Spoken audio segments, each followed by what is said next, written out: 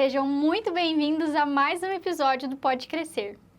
No mês de outubro, um mês marcado por uma cor, mas, acima de tudo, por um propósito, o cuidado. Outubro é o mês em que o rosa nos lembra da importância de olhar para dentro, de prestar atenção no corpo, nas emoções e naquilo que muitas vezes deixamos para depois. A gente mesma. A gente acredita que o cuidado vai muito além da saúde física. Ele também está no jeito que a gente se escuta, se acolhe e se permite viver com mais leveza. Por isso, o episódio de hoje é um convite para refletir sobre o poder do autocuidado e da autoestima. E como, quando uma mulher se reencontra com a própria força, toda uma comunidade cresce junto. Para essa conversa, recebemos uma convidada muito especial. A psicóloga Adriana Machado, especialista em posicionamento feminino e uma mulher que tem ajudado tantas outras a se reconectarem com a sua essência, reconstruírem sua confiança e protagonizarem as suas histórias. Adriana, é uma alegria ter você aqui com a gente. Seja muito bem-vinda! Isa, que prazer estar aqui com você. Muito obrigada pelo convite. É sempre uma honra estar perto também de outra mulher que protagoniza outras histórias e também levando conhecimento para a nossa sociedade, porque conhecimento é poder. Então, quando a gente fala de Outubro Rosa, né, é quase que inevitável a gente lembrar, né, da prevenção ao câncer de mama, né, essa campanha tão importante. Mas também, né, hoje a gente quer falar um pouquinho sobre a importância de cuidar da mente, do coração, né? E por isso você é a figura perfeita para esse episódio, né? E aqui no Projeto Crescer a gente fala muito, né, desse desenvolvimento total, né, integral. Corpo, mente, coração. Principalmente aqui, né, com tantas mulheres, né? Tanto na gestão, as suas famílias, né, as crianças, os adolescentes. E eu acredito que muita gente ainda tem aquela noção do autocuidado com aquela coisa romantizada das redes sociais, né? O banho de rosas, né? A banheira, as velas aromáticas, né? E a gente sabe, né, que com essa rotina que a gente tem, né, cada um dentro da sua sabe as suas limitações, né? E talvez essa realidade já fique muito distante, né? E a gente queria ouvir de você, né? Quando a gente fala de autocuidado, né? O que você entende mesmo como esse autocuidado, Adri? E como é que a gente pode trazer ele para a nossa rotina, né? Sem essa romantização que a gente vê que acontece. Muito bom, Lisa. Eu quero falar para você o quê? O Outubro Rosa, ele vem com uma conscientização do câncer de mama, mas ele fala também help, ele fala também sossega, ele fala também se toca. Porque muitas vezes a gente vive uma rotina tão corrida, tão cansada, que pouquíssimas vezes a gente para e se toca. Então, o Outubro Rosa, ele é uma campanha de conscientização não somente sobre o câncer de mama, mas sobre esse autocuidado, como você falou, esse autocuidado físico, esse autocuidado emocional, esse autocuidado espiritual, se fizer sentido para você. Então, na minha concepção, enquanto psicóloga há mais de 13 anos, que estudo sobre o comportamento humano, o autocuidado, ele é aquele momento que você vai se cuidar da maneira como você acredita que vai se cuidar. Muitas das vezes, o autocuidado pode ser um banho relaxante. Para cadê as mamães que não tem tempo de ir no banheiro sozinha? É aquela hora do banho. Outras vezes, o autocuidado pode ser uma alimentação balanceada. Outras vezes, o autocuidado pode ser uma parada, uma caminhada, respirada ali, né? Uma respirada, ler um livro, uma leitura. Então, a primeira coisa é identificar. Eu quero que todo mundo que esteja nos assistindo agora pare e pense. O que me faz bem? O que me faz feliz? O que eu relaxo?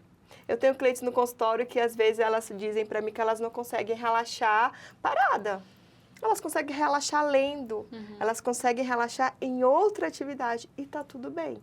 Agora, a sociedade brasileira, ela prega uma rotina de skincare, uma rotina que você vai no salão, você tem que fazer sua unha, você tem que fazer isso, você tem que fazer aquilo. Não é somente isso o seu autocuidado.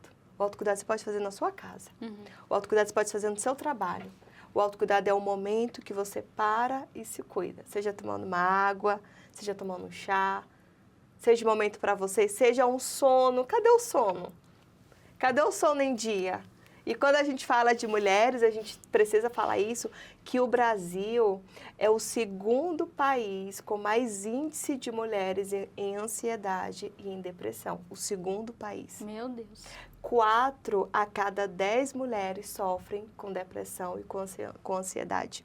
E por que eu estou trazendo, né, esse dado importante para cá? Para a gente entender que dentro de nós tem uma bomba de hormônio, né? Em cada fase. E por que a gente somos mais predominantes em ter isso? Por conta da nossa quantidade de hormônio que a gente tem. Então, o nosso autocuidado também é saúde. O nosso autocuidado também é prevenção. E quando a gente fala de mulher, a palavra mulher já tem um peso, né? É histórico, forte, né? Cultural, né? Então, a gente fala que só uma mulher sabe, na verdade, tudo que ela carrega, né? Então, eu queria entender um pouquinho, Dri, dentro do seu trabalho, né, da sua proposta, qual o papel da psicoterapia, né, dos outros serviços que vocês oferecem, né, diante de tudo isso que trazem e deixam marcas, né, que não se apagam, né? A gente costuma dizer, né, eu tenho um consultório de psicologia, juntamente com minha esposa, a gente tem uma empresa de saúde e educação de desenvolvimento. Eu costumo dizer que terapia é o momento onde você vai parar e você vai se escutar. E muitas das vezes você vai fazer terapia convivendo com pessoas que não fazem terapia, né? Mas a terapia, a gente fala dentro da psicologia que é a cura pela fala. A gente costuma dizer que ninguém vai para o psicólogo porque está bem. Todo mundo vai, procura terapia porque está sentindo alguma dor. Aliás, o ser humano, ele é medido por isso. Ele é medido ou pela dor ou pelo desejo.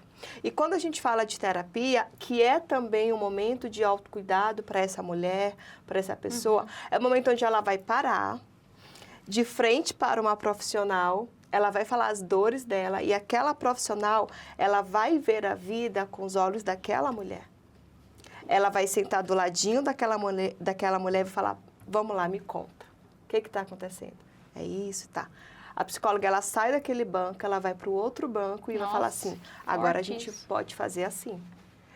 A gente costuma dizer que a terapia é aquela orientação com uma pessoa profissionalizante, mas que ela vai te dar um novo olhar, um novo sentido. Adriana, todo mundo precisa fazer terapia? É a pergunta que eu mais ouço. Não, nem todo mundo precisa fazer terapia. Às vezes é muito bom você fazer terapia, porque é um processo de desenvolvimento pessoal, de autoconhecimento. Mas existem muitas pessoas no mundo, no Brasil, que conseguem sim lidar com a sua emoção, desde criança, ela seja ensinada a lidar com as suas emoções. Isso vai refletir, né? Isso vai refletir. Toda criança, eu costumo dizer assim, que todo adulto foi criança um dia. Apesar da gente assim achar que a gente já nasceu perfeita, já nasceu desse jeito, a gente foi criança um dia. E é quando nós somos crianças que a gente vai aprender a lidar com as nossas emoções, com as nossas frustrações. Seja por exemplo, com os nossos pais ali nos orientando, ou seja, não. Hoje, na vivência brasileira, a gente vê isso. Muitos pais estão conduzindo esse lado emocional dessas crianças, mas tem crianças que não têm pai, tem crianças que não têm mãe. Então, muitas das vezes, são essas próprias crianças que chegam numa determinada idade que falam, opa, preciso parar, preciso romper esse padrão, preciso procurar ajuda. E é muitas das vezes que a terapia entra aqui para dar esse direcionamento, essa orientação. Que bonito, né? Ai, é lindo. A força desse trabalho é muito bonita. Né? Eu costumo dizer que eu sou apaixonada pela Dá pra ver, profissão. né? E assim, você fala muito sobre o protagonismo feminino, né? Então a gente observa, né, que de certa forma, essas mulheres, né, nas suas rotinas, sejam como mãe, como cuidadora, formadora de opinião ou formadora, né, de outro sujeito, dentro desse contexto, né, na sua experiência, o que faz, de fato, uma mulher se tornar protagonista da sua própria história? Uau, que pergunta. Eu acredito que o que faz, de fato, essa mulher ser a protagonista da vida dela, né? Que a gente vê o protagonismo muito na novela. Exatamente. Mas o que faz, de fato, essa mulher ser protagonista da vida dela, é ela se colocar no próprio centro da vida dela. Eu tenho um trabalho muito forte com mulheres, porque eu costumo dizer que as mulheres vão curar o mundo. Por quê? Porque ninguém vem ao mundo a não ser pelo ventre de uma mulher. Ninguém. Até o nosso Salvador, na barriguinha, lindão, bonitão. Então, a mulher, ela gera uma vida. Então, se essa mulher, ela gera uma vida, ela tem capacidade de gerar a saúde dela, o protagonismo dela, o negócio dela, a carreira dela, o trabalho dela, os sonhos dela. Então, quando eu bato na tecla dessa mulher ser protagonista, não é que essa mulher vai ser egoísta, é que uma mulher, quando ela se coloca no centro da vida dela, a casa dela fica bem, os filhos dela ficam cuidados, o trabalho dela vai correndo tudo bem, porque ela está bem. Mas o que a gente vê é mulheres esgotadas, cuidando de criança, sem força, cuidando de trabalho. Então, essas mulheres, elas precisam voltar para si. Entender suas limitações, talvez, ou entender suas não. limitações, entender que, eu sempre digo isso, eu sou mãe de duas, e eu falo que quando eu estou trabalhando, não tem como eu pensar nas minhas filhas, porque eu estou trabalhando. Assim como quando eu estou com as minhas filhas, eu não estou trabalhando, estou sendo mãe. Então, por muitas vezes, precisamos nós mulheres saber as nossas limitações e saber que não, a gente não é a Mulher Maravilha. E a gente não vai salvar todo mundo. A gente tem que primeiro se colocar numa posição que eu me salvo para eu salvar as outras pessoas. Eu sempre costumo dizer assim, que a mulher ela precisa cuidar dela para ela saber cuidar bem dos outros. E seja na vida pessoal, seja na vida profissional, a mulher precisa se colocar no eixo da sua vida. Então, para ser muito simples, o que é protagonismo feminino? É eu me colocar no centro. Eu saber que a partir de mim vem várias outras funções. É verdade. Quando a gente fala de protagonismo, a gente tem que também falar do outro lado, né? E que muitas vezes a gente sabe que para a gente se reencontrar, para a gente descobrir de fato a nossa própria força, a gente tem que passar por um momento difícil. Né? Ou um momento de insegurança, um momento de dúvidas, né? E a gente queria ouvir você agora, se você se recorda, né, de alguma experiência que te marcou muito, talvez te trouxe, Oxe, né? oxe. Aqui. Muitas experiências, né? Eu vou fazer agora um desabafo pessoal. Antes de eu me formei em psicologia, né? Saí do Nordeste, vim para o Paraná. E quando eu cheguei no Paraná, era o ano de 2020, era o ano de pandemia. E eu estava com a minha filha de 3 meses, né? Eu cheguei aqui em Arapongas, eu estava com minha filha de 3 meses. E eu estava vivenciando aí uma nova era, uma nova adaptação, que eu já tinha saído do Nordeste. A maternidade que traz consigo uma mudança. E eu tive depressão pós-parto em 2020. Dentro da psicologia, a gente diz que o termo depressão pós-parto nunca é imediatamente após o parto. Ele só evidencia após o parto. Então, eu passei por vários rompimentos de sair do Nordeste, de romper com a minha família, com a minha cidade de origem, com os meus amigos, para conhecer outras pessoas, para me dedicar em outras áreas. E aí eu tive um cordão que eu cortei, e aí foi um ciclo que se rompeu meu. E quando eu fui ser mãe, com 3 meses, aquilo veio à tona. E foi que eu percebi que eu estava ali como se fosse no buraco, no fim do poço. Então, meu casamento não estava bem. Eu falava para o meu marido assim, eu te dou 1 ano nessa cidade, viu? E a gente vai embora. E eu achava que a cidade que não estava bem. Não, eu que não estava bem. Então, se a mulher não está bem com ela, nada fica bem. E eu já era formada, eu já era formada, eu já entendia assim, cara, eu não estou bem, mas eu não procurava ajuda. Eu não escovava dente, eu ficava o tempo todo com coque de cabelo. E eu não me reconhecia enquanto aquela mulher. Foi que eu precisei procurar ajuda, né? E sentei, paguei para uma pessoa, a pessoa olhou para mim e falou, olha, deixa eu te contar uma coisa que você já sabe. Só precisava de ouvir. Você não é mais aquela mulher, entende? Aquela mulher que você era no passado, esquece. Agora você é outra. A sua vida agora, ela exige uma nova Adriana. E você precisa olhar para ela e encarar essa mulher. Falei, obrigada. Aí eu voltei para casa, encarei. E foi daí, Isa, que surgiu o meu propósito de trabalhar com mulheres. Meu Deus. Porque eu sei que quando uma mulher está com baixa autoestima, a vida dela não flui. O casamento dela não flui. Ela não consegue criar filhos saudáveis porque ela não está bem com ela. E por isso que eu olho para essas mulheres, porque também um dia alguém precisou olhar para mim. E como você disse, foi daí que nasceu a minha força. Foi daí que todos os dias eu me coloco em movimento para trazer esse protagonismo, para trazer esse autocuidado. Claro, nem todo dia estamos bem, somos seres humanos, mas a gente precisa parar, pensar no nosso propósito e falar assim, não, agora eu vou. E eu sou tão abençoada que eu tive 2 mulheres, 2 meninas, e eu olho para elas e falo, vocês são a minha primeira liderança. E eu estou ensinando as minhas filhas que elas vão ser líderes da vida delas e vão conseguir incentivar outras mulheres. E é lindo essa energia feminina que nós temos. Vamos mudar o mundo, Vamos mudar o mundo. Quantas Adrianas mais nós passamos. E você falou de um tema muito importante que é a autoestima, né? Que parece muito simples, né? Muita gente vincula ainda a autoestima à questão da aparência, mas tá diretamente ligado às escolhas, né? Aos nãos que a gente dá, né? Até na forma que a gente se posiciona, né? Diante da vida. E queria ouvir de você, né? Que está dentro dessa rotina, né? Durante os atendimentos, né? Você percebe que muitas mulheres, né? É uma impressão que eu tenho, né? Ainda tem essa noção de que autoestima é aparência, né? E o que seria, de fato, essa autoestima para tirar um pouco desse olhar do outro e trazer para nós, né? Muitas mulheres ainda entendem que a autoestima é só quando tá com a roupa bonita, é só quando vai no salão, é só quando faz a unha. Isso é importante, sim, para a nossa autoimagem, mas não é autoestima.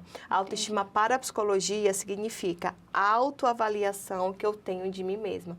Tanto que a autoestima se escreve com U, auto com U, que vem de mim. Auto vem de mim, autoestima vem de mim, autoamor vem de mim, autoimagem vem de mim. Então, a autoestima para a psicologia nada mais é do que a avaliação que eu tenho de mim.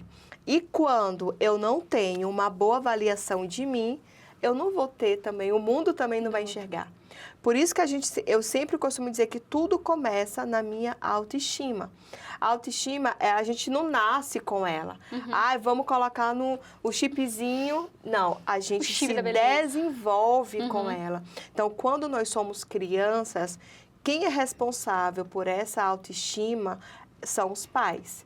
São os responsáveis. Mas com 7 anos, né, que aí é a idade que a gente diz que a personalidade já está formada, eu já sei mais ou menos quem eu sou, o que eu gosto. É por isso que até os 7 anos é uma idade crucial na vida de qualquer ser humano, porque é a idade onde eu me percebo no mundo. E se eu não tenho uma boa avaliação de mim mesma, eu vou dizer que eu não presto, eu vou falar para mim mesma que eu não tenho nada de melhor, que ninguém precisa confiar em mim. Nossa, é por isso que a autoestima precisa muito urgentemente ser falado aqui nesse canal de comunicação, dentro das escolas, dentro das ser instituições. Estimulado, né? Exatamente, ser estimulado. Porque senão vem a sociedade e fala assim, toma aqui tua autoestima, ó o chazinho da autoestima. E não é isso. A autoestima começa dentro de você. Nossa. E aí, automaticamente, me vem à mente, né? O momento, talvez um dos momentos mais desafiadores para quem é cuidador e para quem está vivendo, que é a adolescência, né? Que é um tempo de descoberta das emoções, do corpo, né? E é uma fase, né, que o sujeito, né, ele quer se pertencer, mas também precisa saber quem ele é, né? E no meio dessas redes sociais, dessas referências, né, do que é bonito, do que não é, desses padrões, né, isso acaba gerando um choque muito grande, né? Sim. A gente fala assim na psicologia que todo ser humano, ele precisa viver em grupo. A gente chama isso de ambiência. Então, nós necessitamos viver em grupo.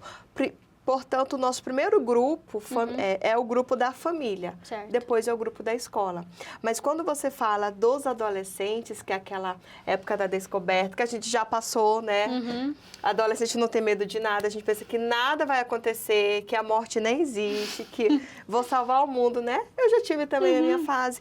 Só que se eu não construo essa autoestima lá na infância, quando essa mesma menina ou esse menino chega na adolescência, ele não consegue olhar para ele. Nossa. E ele começa o quê? Ser multifacetas, porque ele quer se adaptar, né? Então, se ele tá num grupo emo, ele quer ser emo. Se ele tá... As redes sociais também E as redes sociais acabam levantando mais isso, porque tá aqui, né? Eu tô olhando.